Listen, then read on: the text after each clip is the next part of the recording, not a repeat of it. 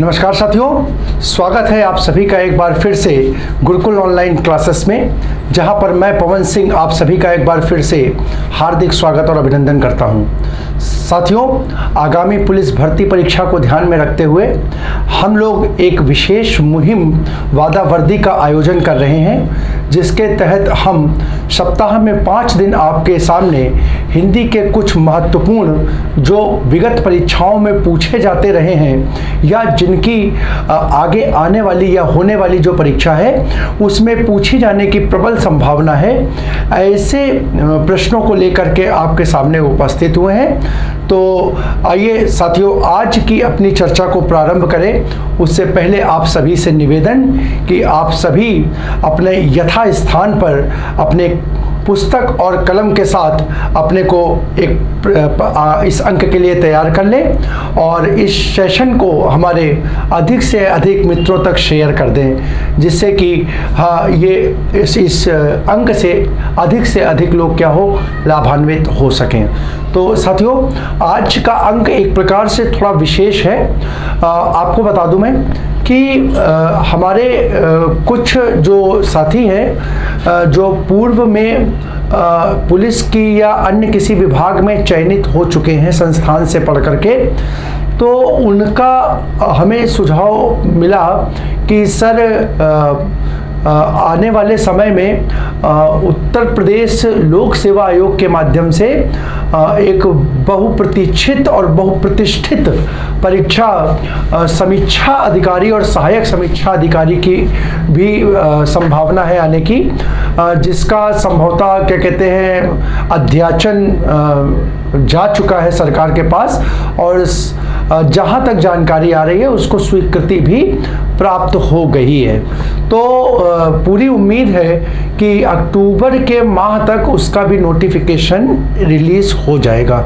और साथियों, ये मतलब बोले तो बी ग्रेड ऑफिसर्स जॉब है, राजपत्रित अधिकारी की जॉब है, जिसमें आप गेस्टेड ऑफिसर के पोस्ट पर चयनित होते हैं। तो कुछ हमारे छात्रों का था कि सर जी परीक्षा हम लोग उसकी भी देना चाहते हैं, तो कुछ इस प्रकार से आप हम लोगों को भी ध्यान में रखते हुए इस प्रकार से कुछ अंक हम लोगों को भी लेकर के आए, जिससे कि हम भी क्या हो सके लाभान्वित हो सकें। तो देखिए साथियों, उसके लिए अलग से वीडियो बना पाना थोड़ा सा कठिन कार्य हो जाता है, क्योंकि ऑफलाइन की क्लासेस भी रहती हैं। तो उस चीज़ को ध्यान में रखते हुए हमने ऐसा सोचा कि क्यों ना कुछ अंक के साथ ऐसा करें कि आपके साथ साथ उनका भी फायदा हो जाए। तो उसी को ध्यान में रखते हुए साथियों, आज ARO परीक्षा के जो जैसे आप समझिए कि उसमें बहुत बेसिक सा प्री का जो पेपर होता है उसमें 6 टॉपिक आते हैं वोकैब के, और 6 टॉपिक की अगर चर्चा करें तो उसमें आपके टॉपिक होते हैं पर्यायवाची, विलोम, तत्सम तद्भव, अनेक शब्दों के लिए एक शब्द, शुद्ध वर्तनी और विशेषण विशेष। ये 6 टॉपिक होते हैं और 10-10 क्वेश्चन 60 नंबर का पेपर होता है। तो इसमें से देखें साथियों, अगर बात करें तो 5 टॉपिक जो मुख्य रूप से हैं जिसकी हम चर्चा करें तो पर्यायवाची, विलोम, तत्सम तद्भव, अनेक शब्दों के लिए एक शब्द जिसको वाक्यांश बोलते हैं, और शुद्ध वर्तनी। ठीक है, ये आपकी परीक्षा का भी भाग है। विशेषण विशेष सिलेबस में आपके भी है, लेकिन वो उतना अधिक पूछा नहीं जाता है। तो हमने एक प्रयास किया है कि आपका भी वोकैब का पोर्शन जो हो वो मजबूत हो जाए और उनको भी एक प्रकार से उनका एक अभ्यास सत्र के रूप में उनका एक रिवीजन होता चला जाए। तो उसको ध्यान में रखते हुए हम 5 टॉपिक्स को आज की अपनी चर्चा में शामिल किए हैं और उन 5 टॉपिक से प्रश्नों को हमने लेकर के अपना आज का अंक तैयार किया। और साथियों, आप देखेंगे, विश्वास मानिए कि आज के जो वोकैब या शब्दकोश जो हम बोल रहे हैं, इस अंक में जो प्रश्न रखे गए हैं, तो आप देख करके ही आश्चर्यचकित होंगे कि सर ऐसे ये प्रश्न तो हमने कहीं पूर्व में पढ़े ही नहीं थे। कुछ प्रश्न हो सकते हैं आप लोग कहीं पे पढ़े हो, लेकिन अधिकांश क्वेश्चन मैंने इस स्तर का रखने का प्रयास किया है जो कि आपके लिए एकदम नए होंगे। ठीक है, तो आइए इस क्या कहते हैं इस मतलब अपने प्रयास प्रयास के साथ, जो हम एक नवीन प्रयास किए हैं जिससे कि दोनों ही लोग लाभान्वित हो सकें, उसको आगे बढ़ाते हुए हम अपने आज की चर्चा को प्रारंभ करते हैं और देखते हैं अपनी आज की चर्चा का पहला प्रश्न। तो साथियों, जैसा कि मैंने बता दिया कि आज के टॉपिक आपके जो संबंधित हैं उसमें 5 टॉपिकों को शामिल किया गया है। पर्यायवाची, विलोम, तत्सम, तद्भव, वाक्यांश और शुद्ध वर्तनी और वाक्य शुद्धि। ठीक है, तो इन 5 प्रश्नों को फोकस करते हुए आपके वोकैब के लिए महत्वपूर्ण प्रश्न आपके सामने। पहला क्वेश्चन देखिए हमारा है, पहला क्वेश्चन है बिना पढ़ा हुआ अंश क्या कहलाता है। ठीक है, बिना पढ़ा हुआ अंश क्या कहलाता है। पहला क्वेश्चन है अपठित, दूसरा अपठितांश, तीसरा पठितांश और चौथा अनपठितांश। अब विकल्पों को देखें जरा, ठीक है, विकल्पों को जरा थोड़ा सा ध्यान से रखेंगे तो आप देखिएगा कितने क्लोज विकल्प रखेगा, एकदम मिलते जुलते।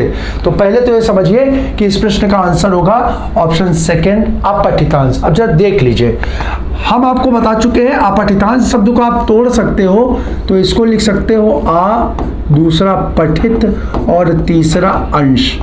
जैसे ही इसको तोड़ोगे ना, आपको यहाँ पर देखो पूरा पूरा दिख जाएगा। ठीक है, आ किसी भी शब्द में अगर उपसर्ग के रूप में आता है तो उसका अर्थ बहुत अच्छे से अब आप लोग जानते हो नहीं होता है। पठित का अंश होता है पढ़ा हुआ, पढ़ा हुआ, और ठीक है, पठित का मतलब होता है पढ़ा हुआ और अंश का मतलब होता है भाग। ठीक है, तो यहाँ पर देखिए, यहाँ पर अगर देखें तो यहाँ पर पूरा, नहीं का मतलब बिना, पठित का मतलब पढ़ा हुआ और अंश का मतलब भाग या अंश उस रूप में आ गया, तो इसका आंसर बन गया अपठितांश। कई साथी हमारे यहाँ पे कंफ्यूज होकर के हो सकता है अंश को देख करके पठितांश लगाएं या अपठित लगाएं, तो साथियों दोनों ही गलत है। क्यों? क्योंकि अपठित का मतलब होता है बिना पढ़ा हुआ, बिना पढ़ा हुआ, जो पढ़ा ना गया हो, जो पढ़ा ना गया हो, भाग नहीं, वो फिर पूरा का पूरा पैराग्राफ हो सकता है, पैसेज हो सकता है। ठीक है, लेकिन उस पैराग्राफ और पैसेज का एक भाग जो होगा उसे हम क्या बोलेंगे? अपठितांश बोलेंगे। अगर पठितांश की बात करेंगे तो साथियों इसका मतलब क्या होगा? जो पढ़ा हुआ हो, पठितांश, जिसे पढ़ लिया गया हो उसे क्या बोलेंगे? पठितांश। ठीक है, अब एक क्वेश्चन ये आता है, सर जी अन्य भी तो होता है, अन्य भी तो उपसर्ग आपने चर्चा में बता रखा है। हमारे कुछ छात्र कहेंगे सर जी आपने बता रखा है आ और अन ये दोनों ही उपसर्ग नहीं का अर्थ देते हैं, तो सर जी आपने अनपठितांश को क्यों नहीं लगाया? तो साथियों ध्यान रखिएगा, मैंने आपको बता रखा है कि आ का प्रयोग किसके साथ होता है? आ का प्रयोग जो होता है वो प्रायः किसके साथ? व्यंजन वर्णों के साथ होता है। किसके साथ होता है? व्यंजन वर्णों के साथ होता है।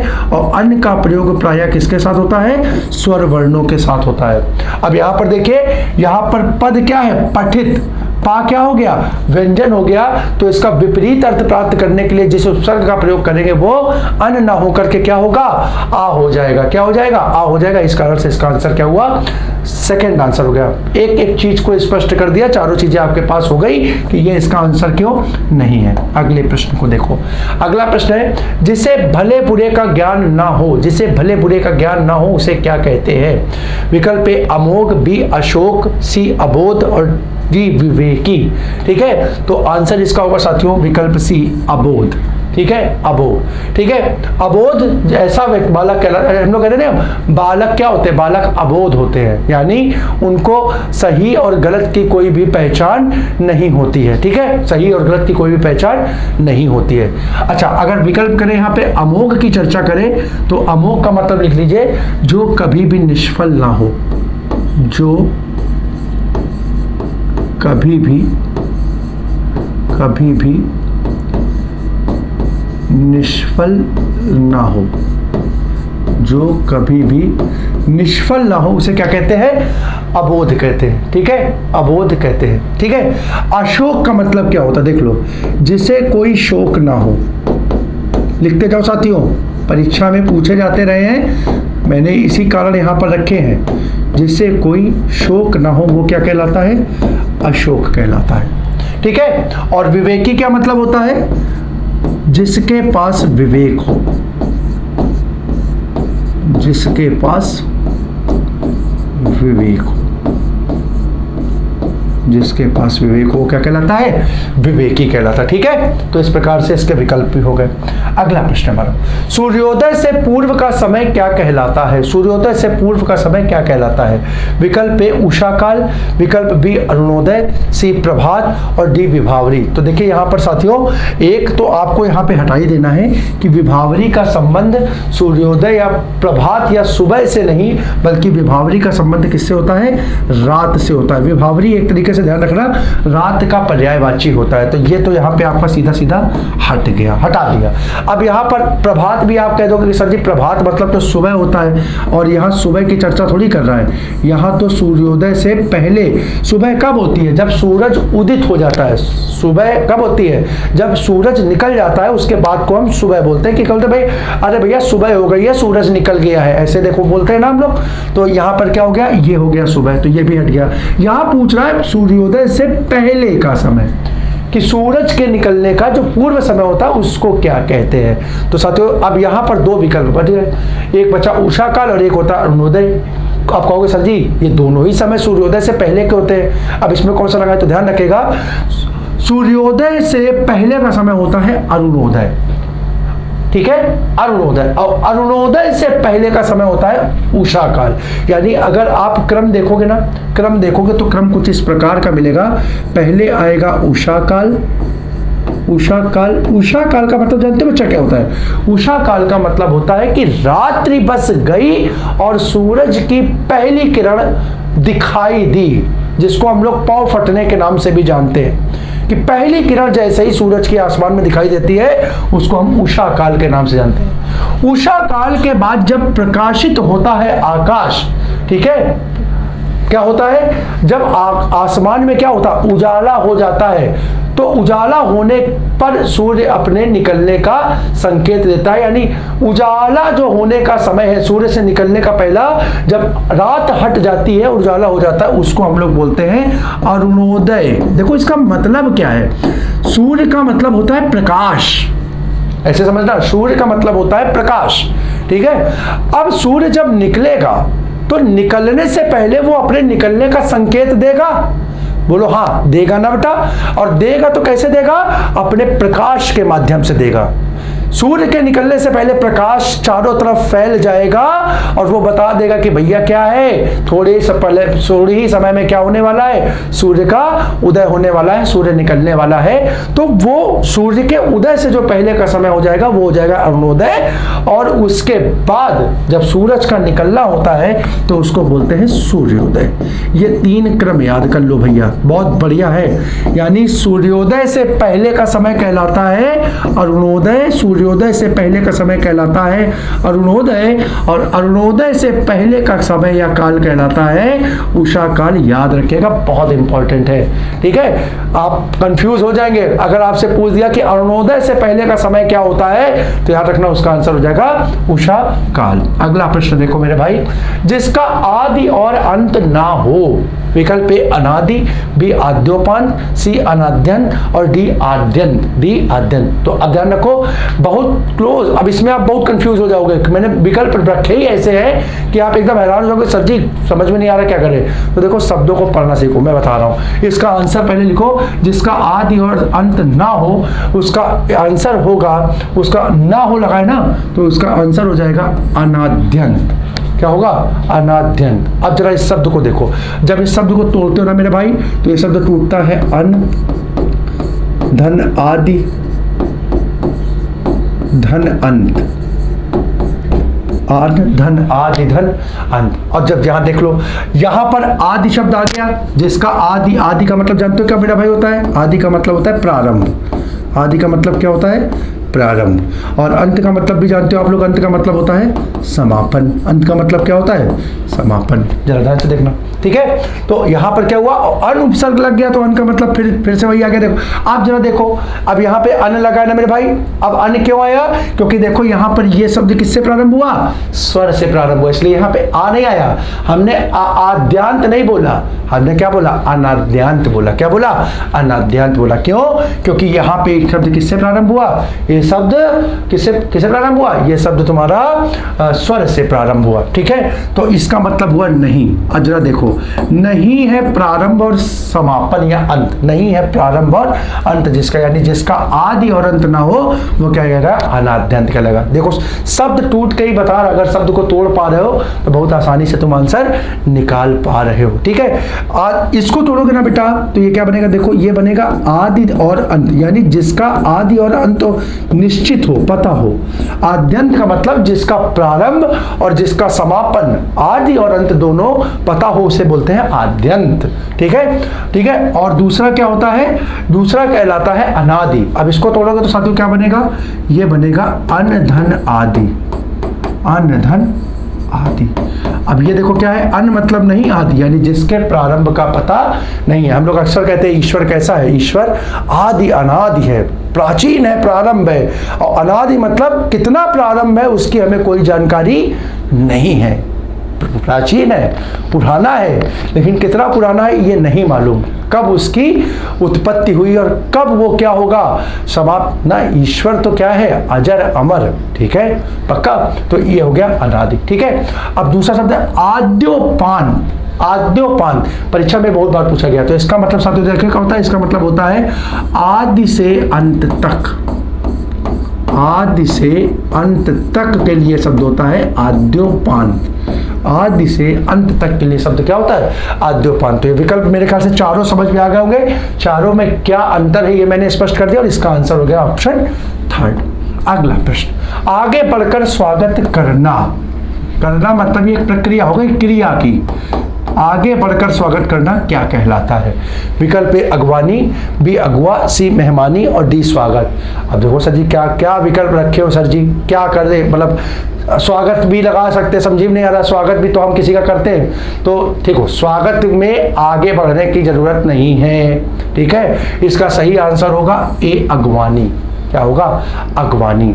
ठीक है, आपने अक्सर सुना हुआ कि बारात की क्या करिए, अगवानी करिए। बारात की क्या करिए, अगवानी का मतलब होता है कि भैया बारात आ रही है और उसका क्या करे, जो घराती है ना, वधू पक्ष के लोग हैं, आगे बढ़कर उनको क्या करे, माला पहनाएं, तिलक लगाएं और उसको क्या कहते हैं, भेंट दें, उपहार दें, इत्र गुलाब का छिड़काव करे, उनका स्वागत करे, सत्कार करे, सम्मान करे। तो उसको हम लोग क्या बोलते हैं, उसको हम लोग अगवानी के नाम से जानते हैं। किसके नाम से जानते हैं, अगवानी के नाम से जानते हैं। तो आगे बढ़कर स्वागत करना क्या कहलाता है, अगवानी। अच्छा कुछ लोगों को सर जी सुना तो हमने अगुआ भी है। हाँ होता है, अगुआ का मतलब क्या होता है, अगवानी वो प्रक्रिया है करना, और जो करेगा, अगवानी करने वाला, आगे बढ़कर सम्मान करने वाला, वो क्या कहलाएगा, अगुआ कहलाएगा। ठीक है, आजकल देसी भाषा में आप लोगों ने सुना होगा, आजकल अगुआ नहीं बोलते हैं, उसको कहीं कहीं अब उसको रूढ़ शब्द कर दिया, उसको बिचमनिया बोलते। जो हमारे ग्रामीण पृष्ठभूमि के लोग होंगे ना, हमारे गांव के आंचलिक क्षेत्रों के होंगे, वो जानते होंगे अगुआ को बड़ा सम्मान प्राप्त होता है गांव में, है ना। कि अगुआ क्या होता है, अगुआ एक ऐसा व्यक्ति होता है जो विवाह में क्या कहते हैं, मध्यस्थ की भूमिका निभाता है। ठीक है, वर पक्ष और वधू पक्ष दोनों से जिसका क्या होता है, संबंध होता है, और दोनों को मिलवा करके वैवाहिक संबंधों को स्थापित करवाता है, उसे हम अगुआ के नाम से जानते हैं। किसके नाम से जानते हैं, अगुआ के नाम से जानते हैं। ठीक है, तो याद रखिएगा। अगला क्वेश्चन, अग्नि का पर्यायवाची नहीं है। अब यहाँ पे दूसरा सेगमेंट देखो हम लोग चालू करते साथियों। 4-5 क्वेश्चन थे, जो हमारे 25 क्वेश्चंस का अंक है उसी को ध्यान में रखते हुए, समय की अपनी सीमाएं हैं। अगर आप लोग का मतलब ये अंक के प्रति उत्साह होगा, आप लोग कमेंट के माध्यम से हमें सूचित करिएगा कि अगर आपको इस प्रकार का अंक पसंद है तो फिर हम हफ्ते में 1 या 2 दिन इस प्रकार की भी आपके सामने प्रश्नों को लेकर के, महत्वपूर्ण प्रश्नों के साथ आपके सामने उपस्थित होते रहेंगे। तो अग्नि अग्नि का पर्यायवाची नहीं है, अग्नि का पर्यायवाची नहीं। तो विकल्प है पावक, बी वहनी, सी हुताशन और डी जात रूप। कौन सा?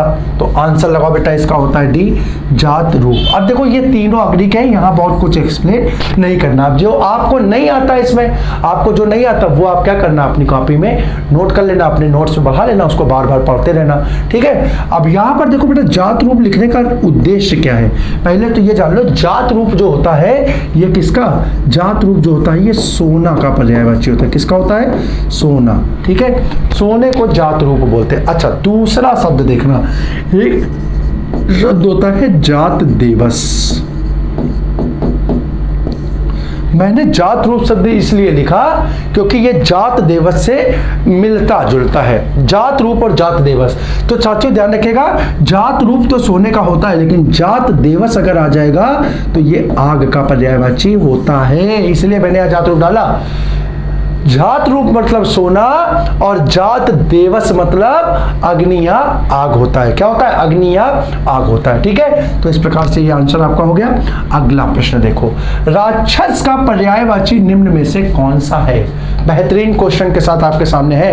राक्षस का पर्यायवाची निम्न में से कौन सा है? विकल्प ए यातुधान, बी असुर, सी उपयुक्त दोनों, या विकल्प डी कोई नहीं, कोई नहीं। तो जरा ध्यान रखो साथियों, यहाँ पर मेरे काफी साथी एकदम उत्साहित होंगे, सर जी कहाँ कह रहे हो, तो बहुत बढ़िया सरल सा क्वेश्चन रख दिया। हम भी जानते हैं सुर मतलब देवता और असुर मतलब राक्षस, बिल्कुल ठीक है, सही है, लेकिन आंसर बी नहीं होगा, आंसर होगा इसका सी, क्योंकि असुर के साथ साथ जातुधान का मतलब भी क्या होता है? यातुधान का मतलब भी राक्षस होता है, ठीक है साथियों। और ध्यान रखिएगा यातुधान, बहुत अच्छे से ध्यान रखिएगा, यातुधान जो है वो कैसा, ये तत्सम का पद है। किसका पद है? तत्सम का पद है। और इसका तद्भव जानते हो मेरे भाई क्या होता है? इसका तद्भव होता है जातुधान, ठीक है। तो ध्यान रखना, सिर्फ यातुधान नहीं, जातुधान भी राक्षस का पर्यायवाची होता है, ठीक है। अगर आपने रामचरितमानस पढ़ी हो तो तुलसीदास ने बहुत बढ़िया तरीके से लिखा है, ठीक है, कि जब क्या कहते हैं हनुमान जी लंका में जाते हैं तो वहां पर बहुत विशाल बलशाली राक्षसों से उनका युद्ध होता है, जिनको वो पटक पटक के धूल चटा चटा करके मारते हैं। तो वहां पे एक चौपाई लिखते हैं वहां पे वो कि जातुधान अति भट बलवाना, ठीक है, मतलब एक से एक क्या बलशाली और विकट, ठीक है, एक से एक राक्षस है जो लंका में लंका की रक्षा करते हैं, उसकी क्या करते हैं, उसको क्या कहते हैं, सुरक्षा प्रदान करते हैं, ठीक है। तो जातुधान या जातुधान क्या हो जाएगा? ये किसका? राक्षस का पर्यायवाची हो जाएगा, यानी इसका आंसर हो जाएगा असुर और जातुधान, यानी ए और बी दोनों ही सही। अगला प्रश्न देखो मेरे भाई, अगला प्रश्न आपको है निम्न में से असंगत पद को चुनना है। यानी अब क्या करना है, यहाँ पर तीन एक जैसे हैं और एक पद आपका अलग है, वो आपने चुनना है। तो देखो बेटा क्या है, पहला है सूर्य, दूसरा है चंडाशु, तीसरा है अंशु और चौथा है भास्कर। तो आप कहोगे सर जी ये और ये तो हटा दो, ये तो हमारा आंसर नहीं है, क्योंकि सूर्य और भास्कर एक ही के पर्यायवाची है, एक ही पद है। हाँ, हमने कहा ठीक है बेटा, बिल्कुल हटा दो, कोई दिक्कत नहीं।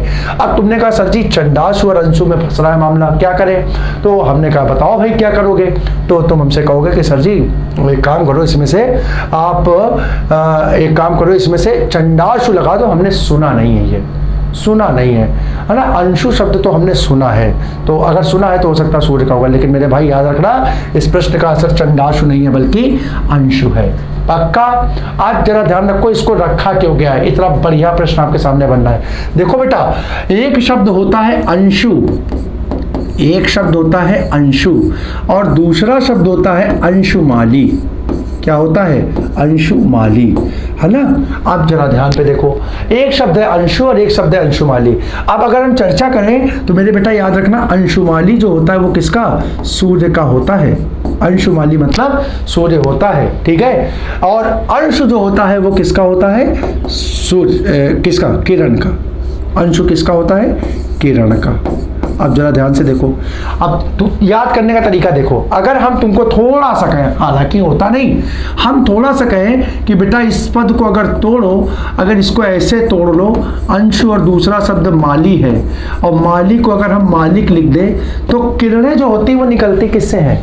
ऐसे बताओ, किरणों का स्रोत क्या होता है? सूरज होता है कि नहीं होता है? तो किरणों का स्रोत जो मालिक होगा वो क्या होगा? वो सूरज होगा। तो इस कारण से अंशुमाली क्या बन जाएगा? सूरज बन जाएगा, और अंशु क्या हो जाएगी?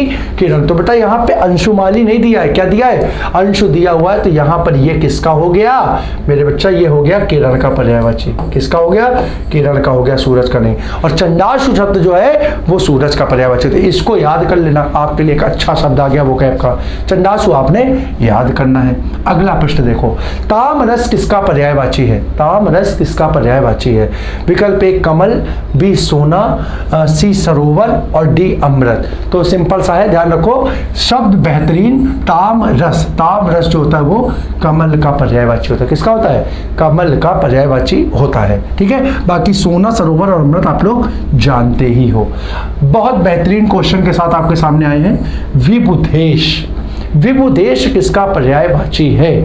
हाँ, विकल्प देखो, ए देवता, बी इंद्र, सी चंद्रमा और डी ईश्वर। ठीक है, तो अब ध्यान से देखो बेटा, अब इस शब्द को अगर हम लगाएं तो इस शब्द को देखना, ये शब्द लिखा हुआ है विबुध, विबुध धन ईश, यानी एक पद यहां पे क्या है? ईश है। ईश है। ईश का मतलब क्या होता है बेटा मेरे? ईश्वर होता है।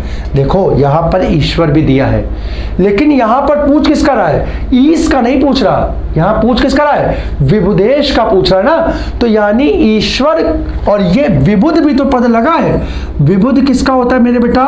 विबुध याद रखना, विबुध होता है देवता का पर्यायवाची। जरा बहुत बहुत बेहतरीन तरीके से देखो, है विबुध मतलब देवता। देखो देवता भी यहां दे रखा है, लेकिन तुमसे विबुधेश का पूछ रहा है। अगर विबुध का पूछता तो क्या हो जाता? देवता हो जाता। अगर ईश का पूछता तो क्या हो जाता? ईश्वर हो जाता। लेकिन उसने अलग अलग नहीं पूछा मेरे भाई। यहां पे देखो शब्द कैसे बना, ये शब्द हो गया विबुध, ये शब्द क्या हो गया? विबुध।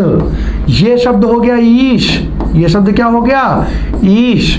ठीक है, आप कहोगे सर जी हाँ ये तो बढ़िया मस्त हो गया क्वेश्चन। विबुधेश में विबुध और ईश दोनों है ना, तो विबुध मतलब देवता और ईश मतलब ईश्वर। तो अब देखो ये क्या बनेगा? तो यानी देवताओं का ईश्वर, या इसको तुम कह सकते हो स्वामी भी तो बोल सकते हो, देवताओं का ईश्वर या स्वामी।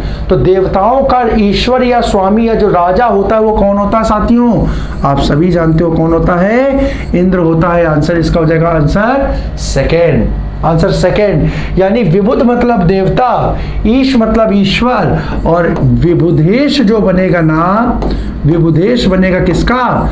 इंद्र का बनेगा। बहुत बेहतरीन। मैं पूर्व में अपनी कक्षा में कह चुका हूं कि कुछ देवताओं के और मतलब जो प्रमुख देवी देवता हैं इनके पर्यायवाचियों में आपको पढ़ने ही है, और उनमें भी इंद्र और ये कामदेव और कुबेर, ठीक है, ये कुछ ऐसे हैं जो बहुत महत्वपूर्ण है। परीक्षा में लगातार इनसे क्वेश्चन पूछता है, इनको तो आपको याद करना ही है। ठीक है, तो ध्यान रखिएगा, विबुधेश एक लगातार परीक्षा में पूछा जाने वाला पद रहा है, जिसका क्या, जो किसका पर्यायवाची है? इंद्र का है। अब कहो सर जी ये चंद्रमा क्यों रख दिए हो? तो देखो इससे बेटा मिलता जुलता एक शब्द होता है। देखो एक शब्द होता है विबुध, एक शब्द क्या होता है? विबुध, और एक शब्द देखो क्या होता है ना, जानते हो? एक शब्द होता है विधु, एक शब्द क्या होता है? विधु। याद रखना, देखो कितना मिलता जुलता है विबुध और विधु। तो ध्यान रखना, चंद्रमा का एक पर्यायवाची होता है विधु, इसलिए मैंने यहाँ चंद्रमा भी रखा कि हो सकता है किसी ने विधु पढ़ा हो और वो यहाँ पर चंद्रमा की ओर आकृष्ट हो जाए, खिंच जाए और अपने आंसर को लगा दे। तो विधु मतलब होता है चंद्रमा, विबुध मतलब देवता, विबुधेश इंद्र और ईश मतलब ईश्वर। ये चारों आपके हो गए।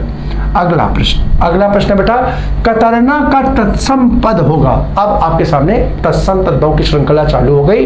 कतरना का तत्सम पद होगा तो विकल्प ए कर्तन, विकल्प बी कर्तारी, विकल्प सी कर्तरी और डी कर्तन, कतरन, कतरन, कतरन। ठीक है, तो देखो कतरना का मतलब होता है काटना, और काटने का अगर तत्सम पद की चर्चा करोगे साथियों तो हो जाएगा विकल्प ए कर्तन। ठीक है, और कर्तारी मतलब जानते हो क्या होता है? कर्तारी मतलब होता है ताली बजाना, करतारी मतलब ताली बजाना। रामचरितमानस की बहुत चर्चित तुलसीदास की चौपाई है। तुलसीदास लिखते हैं कि राम कथा सुंदर करतारी और संशय विहग उड़ावन हारी, है ना।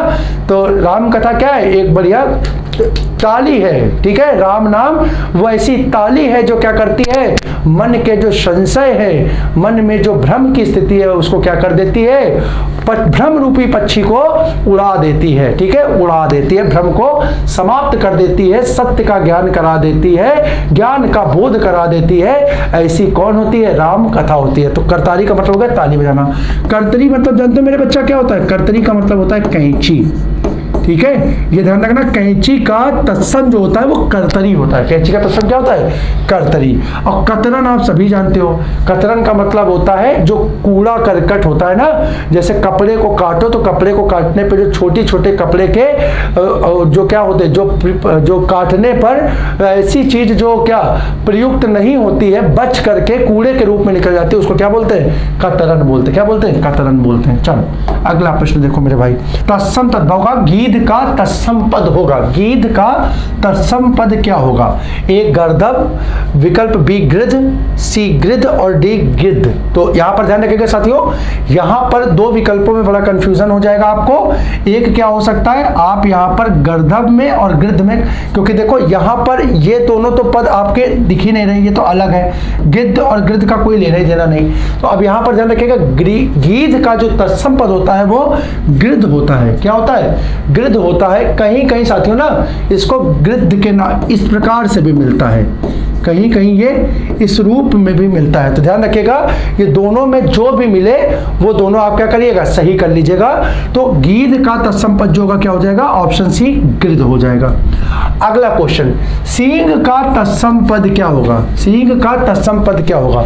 विकल्प ए श्रृंग, बी श्रृंग, ऑप्शन सी श्रृंग और डी सिंह। तो यहां इसको तो हटा ही दो, ये तो कोई मतलब ही नहीं है, तत्सम पूछ रहा तो ये तो होगा नहीं। अब बचे ये तीन, अब इन तीन में क्या, तो साथियों देखो इसमें से एक ही शब्द ऐसा है जिसकी वर्तनी शुद्ध है, बाकी दो की वर्तनियां अशुद्ध है। और वो पद कौन सा है, वो पद है ऑप्शन सी। साथियों अपनी अंतिम कक्षा में हमने आपको बताया था, एक पॉइंट बताया था कि एक व्यंजन पद के साथ, एक व्यंजन पद के साथ एक ही स्वर का प्रयोग होता है, एक से अधिक स्वरों का प्रयोग नहीं लिख सकते। इस पॉइंट को अगर आपको याद होगा तो उससे ये दोनों ये जो हमारे पद है वो क्या होंगे, खारिज हो जाएंगे, गलत साबित हो जाएंगे। तो यहां पर हमारा आंसर हो जाएगा थर्ड। अगले प्रश्न को देखो। अगला प्रश्न साथियों देखो हम लोग पीछे पढ़ करके आ रहे हैं, कर्तरी आ गया यहाँ पे बेहतरीन शब्द का तद्भव पद क्या होगा। कर्तरी का तद्भव पद क्या होगा, ए करती, बी कतरी और सी ताली और डी कैची। तो अभी पीछे थोड़ी देर पहले पढ़ा, ऑप्शन डी कैची को हम लोग कर्तरी के नाम से जानते हैं, यानी इसका क्या तद्भव पद हो गया कैची, ठीक है। ताली को हम जानते हैं, पीछे क्या पढ़ा था, ताली का मतलब पढ़ा था करतारी, ताली का मतलब क्या पढ़ा था, करतारी। अगला क्वेश्चन देखो, अशीति, अशीति का तद्भव होगा, अशीति का तद्भव आपसे पूछ रहा है, ए आशा, बी 100, सी 80 और डी अशांति, डी अशांति। तो ध्यान रखना अशीति का यहां पर तद्भव पद होगा साथियों विकल्प सी 80, ठीक है। क्या होगा, विकल्प सी 80 जो होगा वो अशीति इसका तत्सम पद होगा। अगले प्रश्न को अगर हम देखें तो अगला प्रश्न साथियों विलोम से आगे हमारा बेहतरीन प्रश्न, साहचर्य का विलोम पद क्या है, साहचर्य का विलोम पद क्या है। विकल्प ए वैमनस्य, बी विनियोग, सी असहयोग और डी अलगाव। तो देखिए साहचर्य का मतलब जानते साथियों क्या होता है, साहचर्य का मतलब होता है साथ, ठीक है। और साथ का अगर विपरीत देखोगे ना तो तुमको साथ का क्या विलोम, साथ का मतलब है, हम बोले अगर साथ साथ है तो दूसरा मतलब क्या है, अलग अलग है। तो साहचर्य का जो विलोम होगा वो हो जाएगा विकल्प डी अलगाव, ठीक है, पक्का। अच्छा दूसरा का दे, दूसरा अमर का विलोम पद क्या होगा, अमर का विलोम पद क्या होगा, ए मृतक, बी मर्त, सी मृत्यु और डी मरण। तो साथियों बहुत बेहतरीन प्रश्न है क्योंकि विकल्प देखो मिलते हुए दिख रहे हैं। अमर का मतलब जो ना मरे, तो ना मरे। अब यहाँ पर देखो मृतक का मतलब भी मरना हो गया, मर्त का मतलब भी मरा हुआ हो गया, मृत्यु का मतलब भी मरण हो, और मरण शब्द देखो मिलते जुलते हो गए, लेकिन यहाँ पर इसका एक ही पद होगा। इसका आंसर जो होगा अमर का विलोम होगा ऑप्शन बी मर्त, ठीक है। यहां पर देख लो, मृतक का विलोम क्या होता है साथियों? मृतक का विलोम होता है जीवक। मृतक का विलोम जीवक होता है, ठीक है। मरण का विलोम होता है जीवन, ठीक है। और मृत्यु का विलोम भी बन जाता है जीवन। आप क्या बोलते हो? जीवन मरण या जीवन मृत्यु, ठीक है। जीवन मरण या जीवन मृत्यु, ठीक है। या एक सर यहां पर थोड़ा सा और संशोधित कर लो, इसको अगर बोल सकते हो जन्म मरण तो इसको बोल सकते हो जन्म मरण, जीवन मृत्यु और जीवक मृतक। ये देखिए इसके पद बने, तो अमर का क्या बना?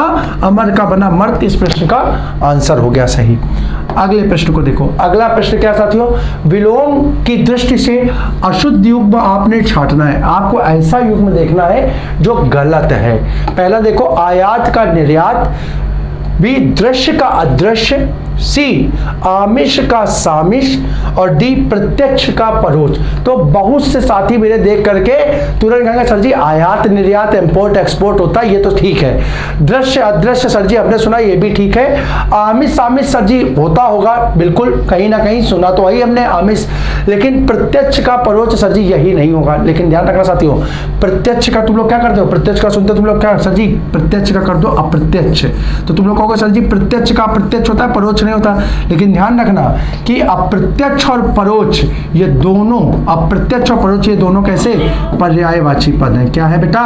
पर्यायवाची। यानी अप्रत्यक्ष का मतलब ही क्या होता है? परोक्ष होता है। जो प्रत्यक्ष ना हो, परोक्ष रूप से हो, उसे ही हम क्या बोलते हैं? अप्रत्यक्ष या परोक्ष के नाम से जानते हैं। तो यहां पर प्रत्यक्ष का परोक्ष भी ये सही पद है। तो आंसर आपका क्या होगा बेटा? आंसर होगा सी। आमिष का सामिष नहीं होगा, बल्कि आमिष का सामिष ना होकर के इसकी जगह क्या होगा? निरामिष होगा। क्या होगा? निरामिष होगा। ध्यान रखना, आमिष और सामिष यहां पर लिख लो। आमिष और सामिष ये दोनों कैसे? ये दोनों समानार्थी पद हैं। कैसे हैं? समानार्थी पद है। ये दोनों भी समानार्थी पद है। ठीक है मेरे बच्चों, तो यहाँ पर इस प्रश्न का आंसर भी हो गया। आंसर हो गया आपका सी। अगले प्रश्न को देखो मेरे भाई, आकाश का विलोम शब्द क्या होता है? ठीक है, तो विकल्प ए धरती और बी समुद्र, सी पाताल और डी नागलोक। तो यहाँ पर देखो ये हटा दोगे तुम, ये हटा दोगे, कहोगे सर जी आकाश का धरती लगा कि पाताल लगा? तो ध्यान रखना आकाश का विलोम होता है पाताल। ठीक है, क्या होता है? आकाश का विलोम होता है पाताल। लेकिन अब कहोगे सर जी धरती का क्या होता है? तो ध्यान रखना धरती का विलोम होता है आकाश। धरती का विलोम क्या होता है? आकाश। लेकिन कभी भी अगर आकाश का पूछेगा तो आकाश का धरती नहीं लगाओगे, आकाश का विलोम क्या लगाओगे? पाताल। इसको ध्यान रखना। ठीक है, अगला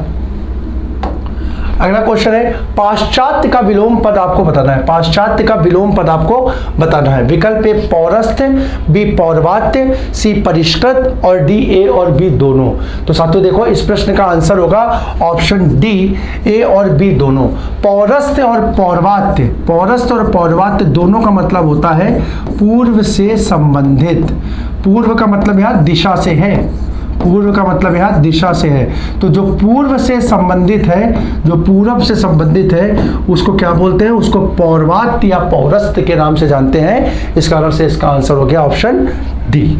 अगला प्रश्न साथियों हमारा वाक्य शुद्धि और वर्तनी की सीक्वेंस हमारी चालू हो गई है, जो कि हमारा 5वां आज का विशेष खंड है। और अनगिनत बार परीक्षा में पूछा गया एकदम सरल सा बेसिक सा क्वेश्चन हम आपके सामने लेकर के आए हैं साथियों। बस एक पहचान और आपका प्रश्न जो है वो उचित सही। ठीक है, आपको शुद्ध वाक्य की पहचान करनी है। आपने पढ़ना है, पहला श्री कृष्ण के अनेकों नाम है, दूसरा श्री कृष्ण को अनेकों नामों से पुकारा जाता है, तीसरा श्री कृष्ण के अनेकों नामों का उल्लेख मिलता है, चौथा श्री कृष्ण के अनेक नाम है। अब देखो ये प्रश्न कितनी बार समीक्षा अधिकारी में आया, भाषा बदल के।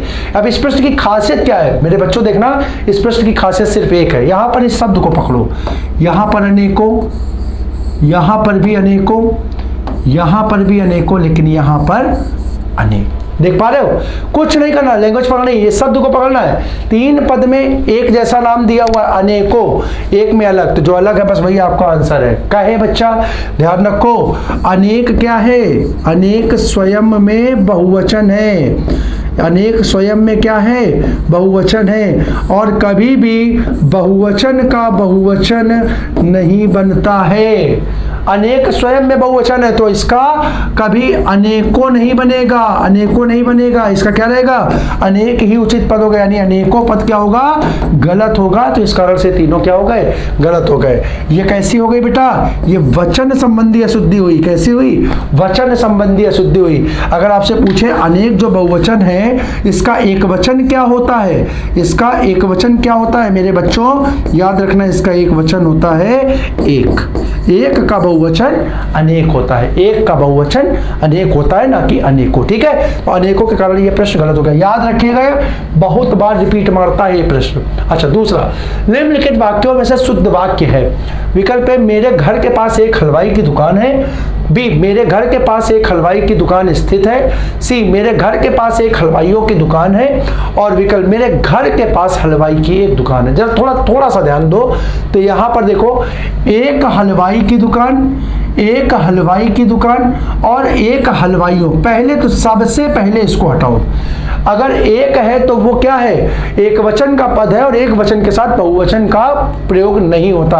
एक वचन के साथ एक वचन का, बहुवचन के साथ बहुवचन का, पुल्लिंग के साथ पुल्लिंग का और स्त्रीलिंग के साथ स्त्रीलिंग का प्रयोग होता है। ये आपको मैंने लिंग और वचन के प्रश्न कराते समय बार बार इस चीज को उल्लिखित किया है। चलो, एक तो हट गया, अब बचा क्या बेटा, अब तुम्हारे सामने हो गया, सर जी एक हलवाई की दुकान कि हलवाई की एक दुकान, दोनों में अंतर समझो। देखो बेटा, हमें एक बात बताना, अगर कोई एक दुकान है मिठाई की, मान लो एक दुकान है, तो क्या वहां पर एक ही हलवाई होगा बनाने वाला, बोलो, एक ही हलवाई होगा? नहीं, एक दुकान में कई हलवाई हो सकते हैं, मिठाई बनाने का काम कर सकते हैं। ठीक है, लेकिन दुकान कितनी होगी, एक ही होगी।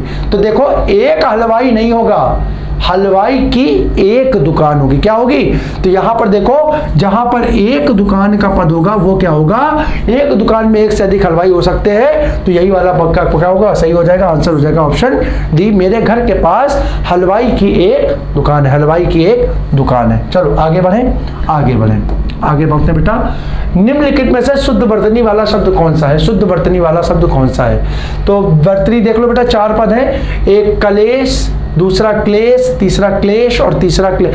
यहाँ पर अगर वर्तनी में देखो तो इस वर्तनी का शुद्ध शब्द होगा ऑप्शन सी, तालव्य सा का प्रयोग होता है। बस इतना सा ध्यान रखना आप लोग, कई मेरे छात्र जो है वो विकल्प बी की ओर बढ़ेंगे, लेकिन ध्यान रखेगा वो गलत है। तालव्य सा का प्रयोग होता है, तालव्य सा का प्रयोग होता है किसमें, क्लेश में। तो आंसर इसका हो जाएगा ऑप्शन थर्ड। अगला क्वेश्चन है बच्चा, फिर से वर्तनी की ओर हम बढ़ गए हैं। वर्तनी का एक बढ़िया सा एग्जांपल आपके सामने लेकर के आए हैं। यहाँ पर चार पद लिखे हुए हैं, एक की वर्तनी शुद्ध है, आप लोग देख लीजिए। अब इस चार में से जो शुद्ध वर्तनी वाला पद है वो मेरे बच्चों जानते हो, ऑप्शन ए श्रृंगार है। लॉजिक इसका भी वही है कि यहाँ पर संयुक्त का प्रयोग ना होकर के किसका, यहाँ पर स्पर्शी वर्ण सा का प्रयोग हुआ है, जिसके साथ स्वर री आई है, स्वर री आई है। तो आंसर इसका हो जाएगा ऑप्शन फर्स्ट। अगला क्वेश्चन है साथियों, फिर से शुद्ध वर्तनी का शब्द है। ये चार पद आपके सामने लिखे हुए हैं। तो साथियों, बहुत बार परीक्षा में पूछा गया शब्द है। अब इसको याद करने का बस मैं एक तरीका आपको बता दे रहा हूं, याद रखो बेटा। इस शब्द को जब तोड़ते हो तो बस तोड़ते समय बस इतना हमें बता देना कि शुद्ध शब्द तुम लोग इनमें से अगर हम दो शब्द लिख दें तो तुम किसका चयन करोगे? बताओ, शुद्ध शब्द ज्वल होता है कि जवल होता है? इतना तो मेरा कोई भी भाई, कोई भी बच्चा, कोई भी छात्र, कोई भी स्टूडेंट बता सकता है। सर जी ये क्या पूछ रहे हैं, कोई शब्द है? अरे गलत है, ये सही है, ये सही है। क्यों? क्योंकि तुमसे पूछेंगे, अगर तुमसे पूछेंगे क्यों सही है, तुम सीधे कहोगे अरे सर जी क्या बात कर रहे हो, ज्वाला शब्द होता, हम लोग ज्वाला थोड़ी लिखते हैं। क्या लिखते हैं? ज्वाला शब्द लिखते हैं। तो ज्वाला क्या हो जाता है, इस प्रकार से बन जाता है ज्वाला। सर जी आधा जाओ तो इतना भी हमें नहीं आता क्या? आप क्या समझते हो, इतना भी हम नहीं पढ़ते हो। लेकिन अब इसका महत्व देखो। अब क्या है बेटा, जब ये शब्द तुम्हारे सामने उज्ज्वल आता है ना, तो जब इसको तोड़ते हो ना मेरे बच्चे, तो यहाँ पर ये उत उपसर्ग आता है ना, और उत उपसर्ग में जो ता जो है ना वो किस में बदल जाता है, जा में बदल जाता है। अब ये जा तो आधा हो गया, ता क्यों आधा हुआ? क्योंकि यहाँ पे ये ता कैसा है, आधा है। ता कैसा है, आधा है। तो ता आधा है, तो इस कारण से ता जा में परिवर्तित हुआ। अब तुम्हें ये शब्द बताएगा कि बेटा शुद्ध शब्द अगर ज्वल होता है, शुद्ध शब्द ज्वल होता है, तो यहाँ पर ये पूरा जा नहीं आएगा, पूरा जा नहीं आएगा, बल्कि कैसा आएगा, ये आधा जाएगा, यानी दोनों जा कैसे हो जाएंगे, आधे हो जाएंगे, यानी ये गलत, ये गलत, ये गलत, सही जवाब आपका हो जाएगा ऑप्शन बी। विश्वास नहीं मानोगे मेरे बच्चों, क्या मैंने कई बार उज्जवल नाम का, मेरी एकदम अंदर से क्या होता है, उत्सुकता रहती है कि कोई भी उज्जवल नाम का लड़का दिख जाता है मुझे, तो मैं उससे हमेशा कहता हूँ बेटा अपना नाम लिख करके दिखा दो, बहुत बेहतरीन तरह अपना नाम लिख के, क्योंकि इतनी बार ये प्रश्न परीक्षा में आया है कि क्या कहते हैं कि एकदम उत्सुकता हो जाती है, क्योंकि देखिए उसका नाम है, अगर वो अपना नाम ही गलत लिखेगा तो वो क्या संदेश देगा किसी को, वो क्या लोग सोचेंगे उसके बारे में। तो हम जानबूझ के पूछते हैं। और जानते हैं साथियों, आपको ये जान करके आश्चर्य होगा कि मैंने जितने लोगों से, उज्जवल नाम के लोगों से पूछा है, उसमें से अधिकांश ने अपना नाम गलत लिखा है, वो इसी प्रकार से उज्जवल लिख देते हैं, ठीक है। तब उनको हम थोड़ा सा हिंदी के माध्यम से बताते हैं कि बेटा अपना नाम तो कम से कम शुद्ध लिखना सीखो, अगर अपना नाम ही नहीं लिख पा रहे हो तो बाकी की चीज़ों को कैसे लिखोगे। तो ध्यान रखना, शुद्ध शब्द होता है ऑप्शन बी उज्जवल, जिसमें दोनों जा के होंगे, आधे होंगे, जो कि हमने आपको बता दिया क्यों होते हैं, क्योंकि ता का जा में परिवर्तन होता है, और दूसरा जा होता है वो ज्वाला का होता है, ज्वल का होता है, ना कि जबल का, ठीक है। तो इस कारण से इसका आंसर हो गया ऑप्शन सेकेंड। तो साथियों, आज का जो एक विशेष अंक हमने आपके लिए बनाया था, ठीक है, हमने प्रयास ये किया था कि हम कुछ बेहतरीन, क्या कहते हैं, एक से अधिक वोकैब के टॉपिकों को लेकर के आपके सामने उपस्थित हो, जिससे कि आरओ एआरओ की परीक्षा की तैयारी करने वाले हमारे जो छात्र हैं वो भी लाभान्वित हो सकें। तो इस दिशा में हमारा किया गया ये प्रयास आप लोगों को कैसा लगा, कमेंट के माध्यम से आप हमें क्या कहते हैं सूचित करें। तो आपके कमेंट की प्रतीक्षा हमें रहेगी, उसी दिशा में हम हमारा ये जो प्रयास है इसको आगे बढ़ाएंगे। तो साथियों, आशा करता हूं कि आज की ये जो एक नई पहल, एक मुहिम थी, ठीक है, वो आप लोगों को क्या कहते हैं पसंद आई होगी, और इसी प्रकार हम कुछ ना कुछ प्रयोग अपनी क्लासों में करते रहेंगे, जिससे कि क्लास में नवीनता आती रहे और आप लोगों का उत्साह जो है वो क्या कहते हैं इस क्लास के प्रति बना रहे। तो इस वादे और इस क्या कहते हैं उम्मीद के साथ कि आप लोग भी हमें नवीनता संबंधी या कुछ अच्छे सुझाव जो क्लास के लिए हो सकते हैं वो हमें समय समय पर देते रहेंगे। मैं अपनी आज की चर्चा को यहीं पर समाप्त करता हूं। हमारे सभी प्यारे मित्रों को, बच्चों को, साथियों को, छात्रों को जय हिंद।